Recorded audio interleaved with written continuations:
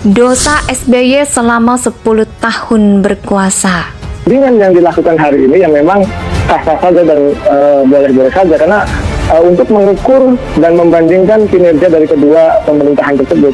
Cuma persoalannya memang kalau perbandingannya itu dilakukan hari ini, maka yang diuntungkan adalah presiden dari partai pemenang. Artinya presidennya Bang Bima ini, artinya presidennya PDIP yang untung karena sedang berkuasa, ya, sedang berjaya, dan tentu tadi menguasai akses-akses pemberitaan.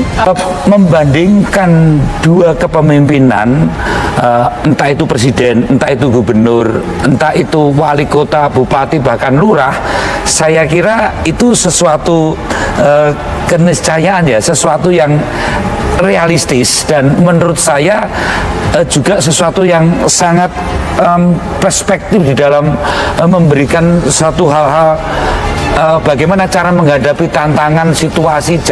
Pasti bahwa setiap masa pasti ada pemimpinnya. Baru kemudian setiap pemimpin akan lahir pada masa tertentu. Nah, kita melihat masa pemerintahan dari SBY yang muncul sebagai pemimpin kita 2 periode dengan berbagai permasalahan yang bisa diatasi oleh beliau. Demikian juga Pak Joko Widodo, juga pemimpin yang bisa membawa kita kepada yang lebih baik. Dan kita lihat pembangunan di segala bidang. Jadi oleh karena itu saya pikir dua pemimpin ini ada memang masa yang mereka lalui dan ada karya-karya yang mereka lakukan. Ketika kita memang melakukan perbandingan atau membedakan, kita harus lihat dari perspektif yang mana. Dan sebagai warga negara, kapanpun saya siap bila dimintai keterangan, bila KPK menginginkan dan diperlukan keterangan saya untuk datang di KPK itu sendiri. Tapi tentunya dengan didasari oleh dasar-dasar yang kuat dan kuat. Sesungguhnya Pak SBY dan Mas Ibas itu amat sangat layak dijadikan menjadi saksi fakta. Saya tidak mengharapkan awalnya untuk menjadi saksi meringankan, karena saksi fakta itulah sesungguhnya posisi Pak SBY dan Mas Ibas. Indonesia sejak dulu kala tetap dipuja-puja bangsa. Selama 10 tahun berkuasa, banyak kegagalan demi kegagalan yang menjadi warisan pemerintahan Presiden Jokowi saat ini. Saya tidak merasakan kesejahteraan selama kurun waktu 10 tahun pemerintahan SBY. Sedangkan SBY hanya bisa curhat dengan menyebut prihatin dan bikin album lagu. Mulai dari praktek korupsi yang merajalela dan gila-gilaan yang dilakukan oleh para kroni-kroninya dan keluarganya, sampai pada ketimpangan yang melebar sakit akibat meningkatnya roadside, proyek peningkatan kapasitas Bandara Soekarno-Hatta, proyek pembangunan Bandara Kertajati, proyek pembangunan Pelabuhan Cilamaya, dan airport baru untuk Jakarta dan Waduk Jati Gede. Kegagalan lainnya dalam proyek infrastruktur di era SBY yaitu pembangunan jalan tol Cibitung dan Cilincing, jalur lingkar layang Jakarta, pembangunan jalan tol Trans Sumatera, Manado Bitung, dan Balikpapan Samarinda. Itu belum termasuk pembangunan jalan pintas Palu Parigi, pembangunan kereta api Sulawesi, pembangunan colok kereta api Batubara, Kalimantan Tengah, dan masih banyak lagi yang tidak dimuat kelompok hacker ini. Yang paling parah itu kalau si gila-gilaan terkait proyek EKTP yang merugikan negara tidak sedikit jumlahnya. Maka tidak berlebihan jika saat ini mayoritas rakyat menyebut SBY sebagai resign mangkrak. Bayangkan saja selama 10 tahun SBY berkuasa, beliau telah meninggalkan begitu banyak prasasti berupa proyek-proyek mangkrak.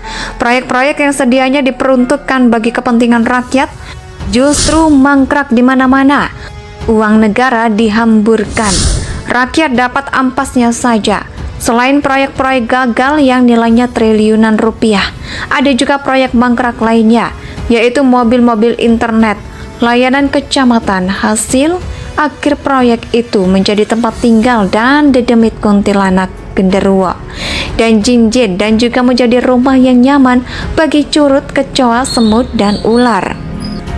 Jadi ceritanya begini, pada tahun 2010 silam, Tifatul Sembiring meluncurkan sebuah program yang disebut Mobil Pusat Layanan Internet Kecamatan. Tujuan dari program mobil layanan internet kecamatan itu katanya untuk menjangkau daerah-daerah terpencil yang belum ada akses internetnya.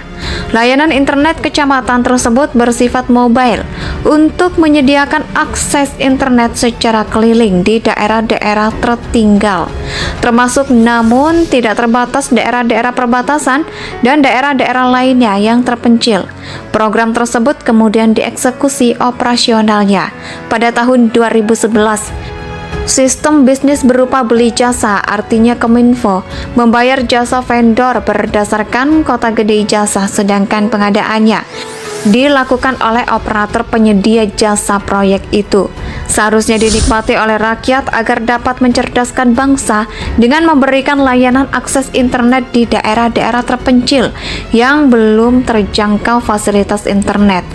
Namun ya begitulah, kira-kira akibat dari menterinya sekelas PKS plus presidennya jago bikin album lagu, maka hasil akhirnya bisa ditebak. Proyek Abu Nawas itu akhirnya dievaluasi oleh Komisi 1 DPR RI. Dalam rapat evaluasi dengan Komisi 1 DPR RI, proyek ngaco yang asal jadi dan acak adut. Di akhir proyek yang asal jadi akhirnya dihentikan pada tanggal 31 Desember 2014 karena meninggalkan masalah berupa utang piutang dan korupsi. Kejaksaan Agung lalu menetapkan 2 tersangka korupsi dalam proyek pengadaan proyek mobil layanan internet kecamatan karena spesifikasi teknis dan operasional penyelenggaraan tidak sesuai dengan dokumen kontrak. Tidak main-main bos, proyek Menkominfo Tifatul Sembiring saat itu nilai proyek yang sangat fantastis, yaitu senilai 1,4 triliun rupiah. Tapi hasilnya bisa dilihat sendiri, berakhir tragis. Ratusan mobil layanan internet kecamatan itu terbengkalai karatan, dipenuhi sarang laba-laba, serangga, dan tidak karuan rimbanya. Selama 10 tahun berkuasa, banyak kegagalan demi kegagalan yang menjadi warisan pemerintahan Presiden Jokowi saat ini. Saya tidak merasakan kesejahteraan selama kurun waktu 10 tahun pemerintahan SBY.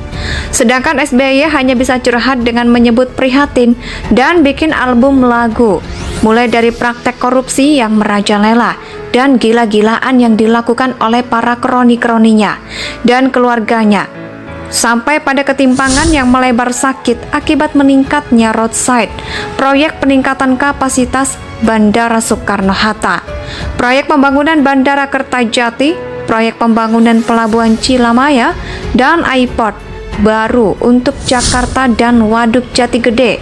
Kegagalan lainnya dalam proyek infrastruktur di era SBY yaitu pembangunan jalan tol Cibitung dan Cilincing, jalur lingkar layang Jakarta, pembangunan jalan tol Trans Sumatera, Manado Bitung, dan Balikpapan Samarinda.